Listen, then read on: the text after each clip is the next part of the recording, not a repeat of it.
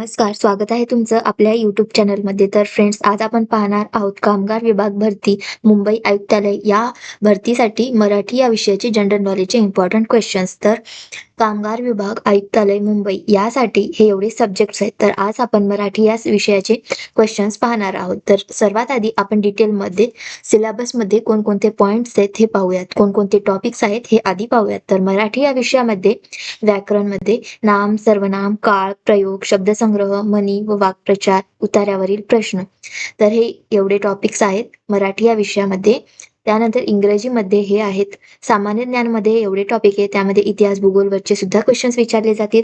त्यानंतर बौद्धिक चाचणी व अंकगणितमध्ये एवढे टॉपिक्स आहेत. त्यानंतर प्रोफेशनल नॉलेजमध्ये एवढे टॉपिक्स आहेत. तर जोपर्यंत आपली कामगार विभाग आयुक्तालय मुंबईची एक्झाम डेट येत नाही आणि 29 जुलै एक्झाम डेट आलेली आहे. तर या आधीच्या व्हिडिओमध्ये मी पूर्णपणे वेळापत्रक सांगितलेले, तर तो व्हिडिओ तुम्ही एकदा पाहू शकता. जर का तुम्हाला अजून वेळापत्रक भेटलेला नसेल तर तो व्हिडिओ तुम्ही एकदा नक्की पहा. तर आज आपण फक्त मराठी या विषयाचे या topic wise MCQ type questions घेऊन आलेलो आहोत, जे की तुम्हाला कळेल एक्झाम मध्ये कसे क्वेश्चन्स विचारले जाऊ शकतात. तर या टॉपिकला अनुसरून आपण इम्पॉर्टंट क्वेश्चन्स आणलेलो आहोत, ते आधी पाहूयात. तर एका याच्यामध्ये टोटल आता बघा, मराठी या विषयामध्ये 30 गुण आहेत आणि मराठी या विषयावरती फक्त 15 क्वेश्चन्स विचारले जातील. 15 क्वेश्चन पैकी प्रत्येक एका क्वेश्चनला 2-2 मार्क्स असतील.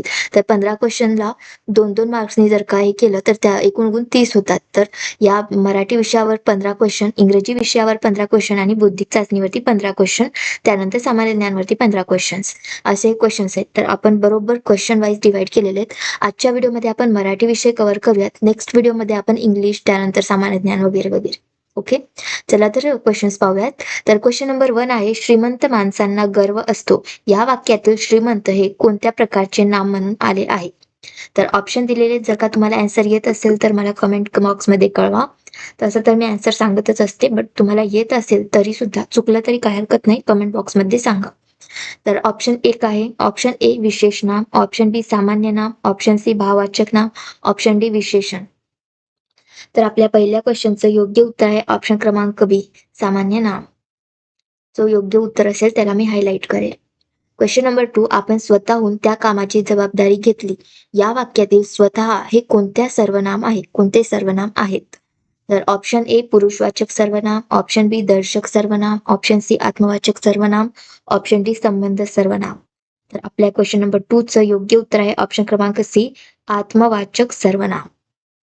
क्वेश्चन नंबर 3, खालीलपैकी कोणते नाम हे भाववाचक नाम नाही? ऑप्शन ए वात्सल्य, ऑप्शन बी कीर्ती, ऑप्शन सी हुशारी, ऑप्शन डी हिमालय. तर आपल्या क्वेश्चन नंबर 3 चं योग्य उत्तर आहे ऑप्शन क्रमांक डी, हिमालय. क्वेश्चन नंबर 4, तो रोज सकाळी फिरायला जात असे या वाक्याचा काळ ओळखा. ऑप्शन ए भूतकाळ, ऑप्शन बी अपूर्ण भूतकाळ, ऑप्शन सी रीती भूतकाळ, ऑप्शन डी साधा वर्तमान काळ. तर आपल्या क्वेश्चन नंबर 4 चं योग्य उत्तर आहे ऑप्शन क्रमांक सी, रीती भूतकाळ. क्वेश्चन नंबर 5, शिक्षकांनी विद्यार्थ्याला वर्गात बोलवले या वाक्यातील प्रयोग ओळखा. ऑप्शन ए कर्तरी प्रयोग, ऑप्शन बी कर्मणी प्रयोग, ऑप्शन सी भावे प्रयोग, ऑप्शन डी कर्मकर्तरी प्रयोग. तर आपल्या क्वेश्चन नंबर 5 चं योग्य उत्तर आहे ऑप्शन क्रमांक सी, भावे प्रयोग. क्वेश्चन नंबर 6, रामाने आंबा खाल्ला या वाक्याचा प्रयोग कोणता? ऑप्शन ए प्रधान कर्तृक कर्मणी प्रयोग, ऑप्शन बी कर्तरी प्रयोग, ऑप्शन सी भावे प्रयोग, ऑप्शन डी नवीन कर्मणी प्रयोग. तर आपल्या क्वेश्चन नंबर 6 चं योग्य उत्तर आहे ऑप्शन क्रमांक ए, प्रधान कर्तृक कर्मणी प्रयोग. क्वेश्चन नंबर 7, सरिता या शब्दाचा योग्य समानार्थी शब्द खालीलपैकी कोणता? ऑप्शन ए समुद्र, ऑप्शन बी नदी, ऑप्शन सी विहीर, ऑप्शन डी तळे. तर आपल्या क्वेश्चन नंबर 7 चं योग्य उत्तर आहे ऑप्शन क्रमांक बी, सरिता. क्वेश्चन नंबर 8, कृपण या शब्दाचा अचूक विद्यार्थी शब्द ओळखा. कृपण या शब्दाचा अचूक विरुद्धार्थी शब्द ओळखा. ऑप्शन ए कंजूष, ऑप्शन बी उदार, ऑप्शन सी गरीब, ऑप्शन डी श्रीमंत. तर आपल्या 8व्या क्वेश्चनचं योग्य उत्तर आहे ऑप्शन क्रमांक बी, उदार. कृपणचा विरुद्धार्थी शब्द उदार आहे. क्वेश्चन नंबर 9, हात टेकणे या वाक्प्रचाराचा योग्य अर्थ काय? ऑप्शन ए मदत करणे, ऑप्शन बी नमस्कार करणे, ऑप्शन सी नाईलाजाने शरणागती पत्करणे, हताश होणे, ऑप्शन डी मारामारी करणे. तर आपल्या 9व्या क्वेश्चनचं योग्य उत्तर आहे ऑप्शन क्रमांक सी, नाईलाजाने शरणागती पत्करणे. Question number 10. कोल्हा काकडीला राजी या म्हणीचा योग्य अर्थ काय? ऑप्शन ए कोल्ह्याला काकडी खूप आवडते. ऑप्शन बी लहान किंवा क्षुद्र माणसे लहान गोष्टींनी संतुष्ट होतात. ऑप्शन सी अशक्य गोष्ट साध्य करणे. ऑप्शन डी फसवणूक करणे. तर आपल्या 10व्या क्वेश्चनचं योग्य उत्तर आहे option number B. Question number 11. कंबरेचे सुटणे या वाक्प्रचाराचा अर्थ काय? कंबरेचे सुटणे या वाक्प्रचाराचा अर्थ काय? ऑप्शन ए कंबर दुखणे. ऑप्शन बी निर्लज्ज होणे. ऑप्शन सी कपडे सैल होणे. ऑप्शन डी खूप धावणे. तर आपल्या क्वेश्चन नंबर 11व्याचं योग्य उत्तर आहे ऑप्शन क्रमांक बी निर्लज्ज होणे. आता क्वेश्चन नंबर 12 पासून ते 15 पर्यंतचे क्वेश्चन्स ना या उत्तरावरती विचारले जातात. तर इथे उत्तरा पूर्णपणे वाचा. ग्रंथांचे महत्त्व मानवी जीवनात अनन्यसाधारण आहे. ग्रंथ हे आपले सर्वात चांगले मित्र असतात. ते कधीही आपली साथ सोडत नाहीत की आपल्याशी प्रतारणा करत नाहीत. संकटसमयी किंवा एकांतात ग्रंथ आपल्याला योग्य मार्ग दाखवतात. थोर पुरुषांचे विचार, त्यांचे अनुभव आणि इतिहास ग्रंथांच्या रूपाने सुरक्षित राहतो. वाचनामुळे माणसाची वैचारिक पातळी उंचावते आणि योग्य अयोग्य यातील फरक समजतो. म्हणूनच प्रत्येक माणसाने आपल्या आयुष्यात वाचनाची आवड जोपासली पाहिजे. तर या उत्तरावरती खाली क्वेश्चन्स आहेत. ग्रंथांना मानवाचा काय मानले गेले आहे? पूर्ण उत्तरा वाचायचे आधी लक्षपूर्वक, त्यानंतर येरीच आपल्याला आन्सर येऊ शकतो. तर उतार्यावरचं आन्सर आपल्याला चुकलं नाही पाहिजे बरं का. कारण उतार्यामध्येच आन्सर लपलेलं असतं. मग आपल्या डोळ्यासमोर आन्सर असताना कशाला चुकवायचं? त्यासाठी आधी उत्तरा लक्षपूर्वक वाचा.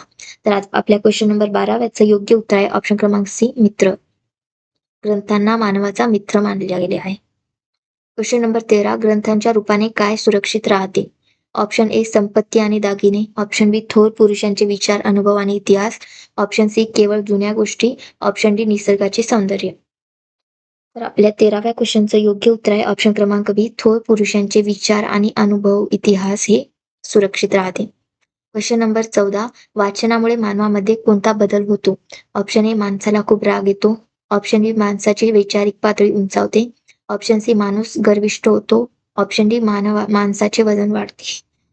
तर आपल्या 14व्या क्वेश्चनचं योग्य उत्तर आहे ऑप्शन क्रमांक बी माणसाची वैचारिक पातळी उंचावते.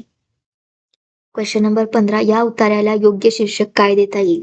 थोर पुरुषांचे कार्य, ग्रंथांचे महत्त्व आणि वजन आनंद, वाचन आनंद.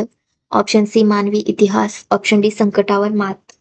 तर आपल्या क्वेश्चन नंबर 15व्याचं योग्य उत्तर आहे ऑप्शन क्रमांक बी ग्रंथांचे महत्त्व आणि वाचन आनंद. तर फ्रेंड्स, मराठी या विषयावरती आपण 15 इम्पॉर्टंट क्वेश्चन्स बघितलेले आहेत. अशाच प्रकारचे सिंपल क्वेश्चन्स हे एक्झाममध्ये विचारले जाऊ शकतात. जर का तुम्हाला अजून इम्पॉर्टंट क्वेश्चन्स हवे असतील तर मला कमेंटमध्ये कळवा आणि नेक्स्ट व्हिडिओमध्ये मी कोणत्या टॉपिकवरती, कोणत्या सब्जेक्टवरती व्हिडिओ आणू हे सुद्धा तुम्ही मला कमेंट करून कळवा. आणि आता भेटूया नेक्स्ट व्हिडिओमध्ये. तोपर्यंत बाय बाय.